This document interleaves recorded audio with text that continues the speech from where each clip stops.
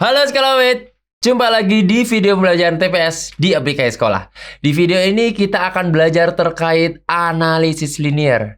Yang mana tuh ya? Yuk kita coba pelajari bersama dengan Kak Majid.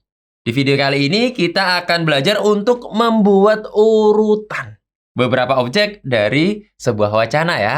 Dan kita juga akan mempelajari bagaimana caranya mengerjakan soal-soal terkait analisis linear dengan lebih efisien. Yang mana ya analisis linear itu ya? Mungkin kalau kalian tidak terlalu familiar dengan kata analisis linear, mungkin kalian cukup familiar dengan gambar yang ini. Nah, sering lihat nggak? Gambar ini cukup banyak tampil ya di media sosial kita waktu Bapak Menteri itu mengumumkan terkait dengan sistem penerimaan mahasiswa baru di tahun 2023 ya. Jadi, Bapak Menteri menyebutkan adanya perubahan sistem yang akan dilaksanakan dalam tahun-tahun selanjutnya yang berbeda banget dengan tahun sebelumnya. Kalau tahun sebelumnya mata ujiannya mungkin ada fisika, ada kimia. Oh, kalau yang di tahun ini akan lebih banyak, bukan lebih banyak ya, akan full isunya TPS semua. Salah satu dari mata ujian atau subtes yang diujikan adalah potensi kognitif. Dan ini adalah soal yang tampil, guys. Nah, seperti itu. Jadi, soal terkait dengan analisis linear itu yang kayak gitu, guys.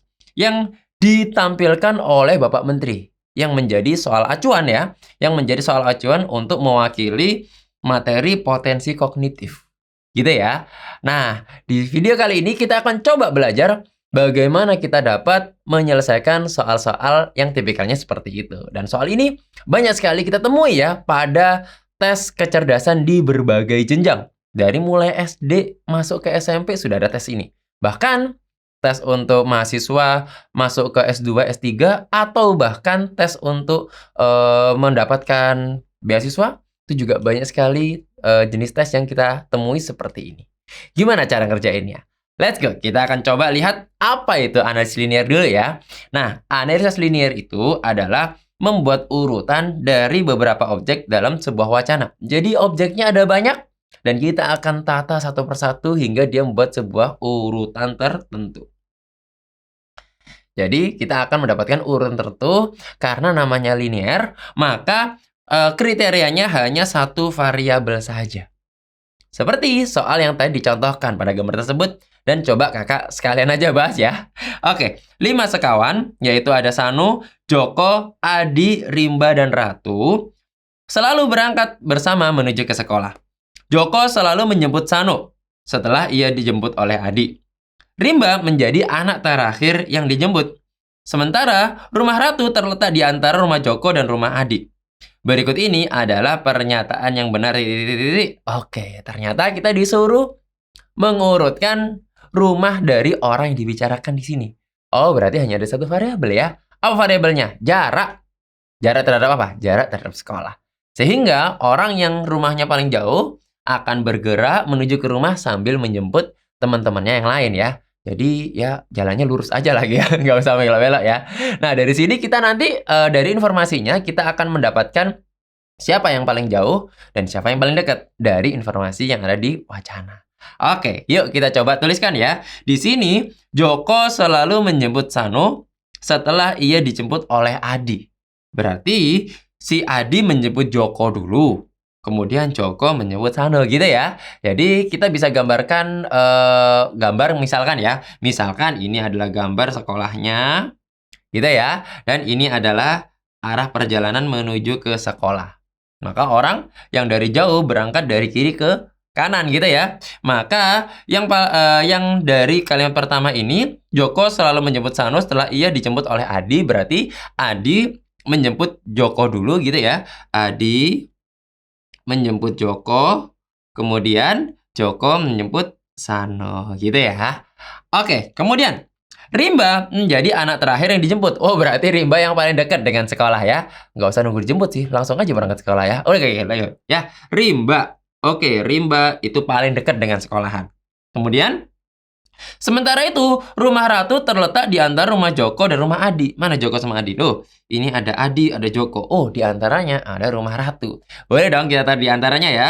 Berarti ini adalah Adi dan ini adalah Ratu. Udah, kita akan mendapatkan urutan dari yang paling jauh hingga yang paling dekat. Maka pernyataan yang mana yang benar? A. Rumah Ratu paling jauh? Tidak. B. Rumah Adi terlalu paling jauh? Betul ya, rumah Adi yang paling jauh dari sekolah. Sehingga jawabannya adalah yang B. Gampang ya? Nah, supaya lebih tepat dan tidak membuang waktu, ada tekniknya. Biar teman-teman bisa mengerjakan soal seperti ini dengan lebih efisien. Seperti apa cara ngerjainnya? Oke. Yang pertama, untuk dapat menyelesaikan analisis linear ini dengan efektif, yang harus kalian lakukan lebih dulu adalah baca soalnya. Sama ya dengan cara mengerjakan di soal-soal yang lain ya. Udah, luangkan waktu di awal ketika ketemu dengan wacana cukup panjang, jangan dibaca wacana dulu. Baca dulu soalnya, sehingga kita tahu permintaan soal apa. Kalau kita sudah tahu, misalkan ya, permintaan soal seperti ini, baru nanti kita akan coba menyusun strategi untuk mendapatkan strategi yang paling tepat ya, untuk bisa menyelesaikan itu dengan efektif.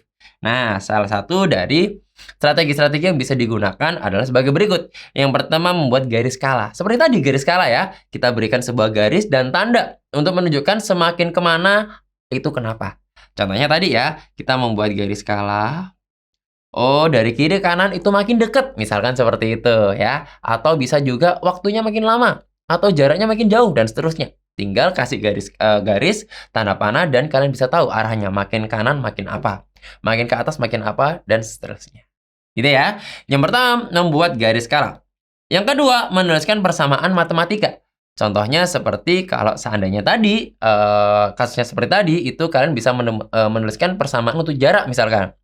Oh, karena Adi itu menjemput Joko, berarti jaraknya si Adi lebih besar dibandingkan jarak Joko dan seterusnya. Gitu ya. Kemudian bisa juga memberikan nilai secara langsung. Boleh. Kasih nilai sehingga nanti tinggal dibandingkan nilainya ya. Atau seandainya ditanya kemungkinan, mungkin kita akan langsung mengeliminasi opsi-opsi yang tersedia. Biar lebih efektif dan biar lebih kebayang juga, let's go kita coba kerjakan soal latihan berikut ini. Oke, sudah lihat ada wacana? Apa yang harus dilakukan? Yang pertama adalah baca soalnya terlebih dahulu. Soalnya adalah daging yang matang paling cepat adalah titik-titik. Oh, berarti nanti ada beberapa daging, kita tinggal ngurutin mana yang paling cepat. Oke. Dalam proses memasak daging, terdapat perbedaan waktu memasak di antara daging ayam, sapi, kelinci, bebek, dan domba. Daging sapi matang lebih lama daripada daging domba, namun tidak lebih lama daripada daging bebek. Kita bisa menuliskan urutannya. Atau mungkin diberikan langsung nilai. Boleh lah ya, kita kasih nilai ya. Misal, daging sapi. Oke, yuk kita coba lihat waktunya ya. Kita lihat waktunya si sapi. Misalkan kita ambil berapa? 60 menit misalkan. 60 menit. Oke, si sapinya 60 menit. Ternyata sapi matang lebih lama dibandingkan daging domba. Oke, yuk kita coba tuliskan. Berarti dombanya harusnya lebih singkat ya. Berapa menit? 30 menit. Boleh lah ya. Boleh 30 menit. Namun tidak lebih lama daripada daging bebek. Berarti daging bebek itu bisa jadi sama atau lebih panjang. Kita pakai lebih panjang aja ya. Misalkan daging bebeknya misal ya 90 menit. Oke, dari sini kita bisa lihat bahwasanya sapi matang lebih lama daripada domba, namun tidak lebih lama daripada bebek. Itu adalah pernyataan pertama. Daging kelinci matang lebih cepat dibandingkan ayam, namun lebih lama dibandingkan bebek. Oke, di sini ada daging kelinci lebih lama daripada bebek. Bebeknya berapa? 90 menit. Oke, kelincinya berapa kelincinya? Maka kelincinya harus lebih lama dong daripada itu ya. Lebih dari 90. Boleh 100 dah, boleh ya. 100. 100 menit. Dan daging kelinci ini lebih cepat dibandingkan ayam. Oh, berarti daging si kelinci tadi itu lebih singkat ya daripada ayam ya. Oh, berarti dia misalkan 120 menit. Oke, dari sini kelihatan ya bahwasannya yang matang lebih cepat berarti yang waktunya paling singkat. Nah, yang waktunya paling singkat adalah domba. Jadi kita bisa membuat garis skala atau memasukkan nilai pada soal yang seperti ini. Mau tahu contoh soal yang lain? Let's go, kita coba lihat soal berikut ini. Untuk menyusun jadwal mengajar guru dalam suatu hari, diberlakukan ketentuan sebagai berikut. Pertanyaannya adalah, ini kita coba lihat kalimat terakhir. apabila dalam suatu hari tidak ada pelajaran geografi dan bahasa Inggris. Pertanyaannya, pelajaran yang mungkin dijadwalkan pada hari tersebut adalah apa? Oke, di sini pernyataannya adalah tidak ada pelajaran geografi dan bahasa Inggris. Maka apa aja yang mungkin? Yuk kita coba lihat dari kemungkinan-kemungkinan dari kriteria yang disebutkan di wacana.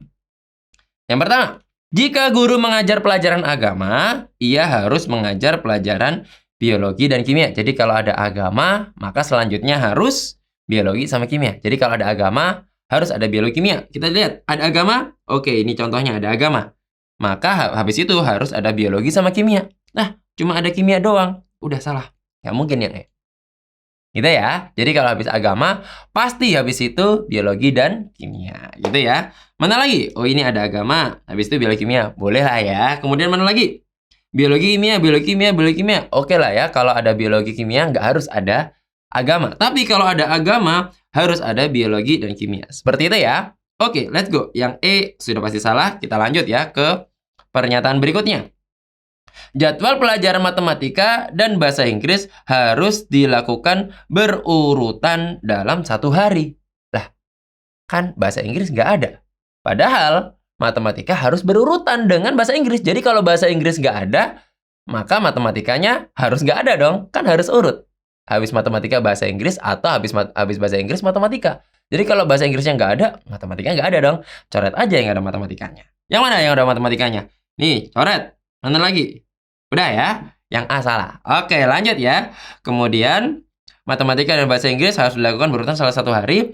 Pelajaran geografi dan kesenian hanya ada jika didahului oleh fisika. Contohnya di sini ada geografi dan kesenian hanya ada jika ada fisika. Kebetulan A, B, C, D, E semua ada fisikanya, jadi boleh ada kesenian atau geografi.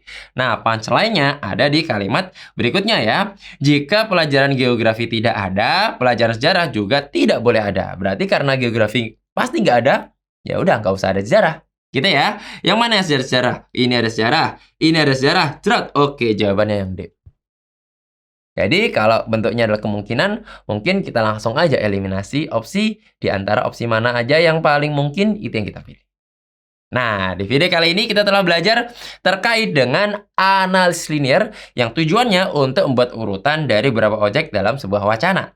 Nah, apa yang harus kita lakukan? Yang pertama, baca soal dulu ya. Baca soal dulu biar kita tahu pertanyaannya apa. Baru kemudian kita akan coba gunakan trik-trik yang kita sesuaikan dengan kebutuhan.